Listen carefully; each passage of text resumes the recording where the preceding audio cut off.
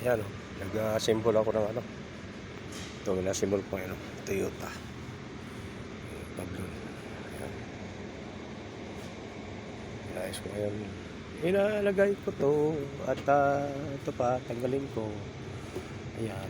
Pag may Toyota kayo, ayan, tingnan nyo ang ama, no? Tingnan nyo. Ano, pagod ngayong araw na ito, parang ayaw ko magtrabaho. Sabado, umpisa kasi. Dami ngayon. Sipo nga ilagay ko lahat yung wire na yan. Tingnan yung wire na yan. So, ilagay ko lahat yan. Kaya, daming trabaho. Di pa tapos yung isa doon. Ito na naman. Sige. Bayarin ito, bati ko na symbol. Bagay lang sa unahan.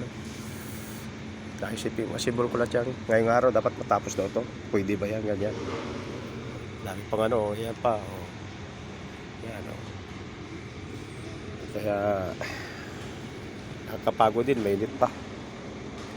Tingnan nyo, pag may Toyota kayo, tingnan nyo, yan o, Hilux. Modelo na yan, yan ang laman yan.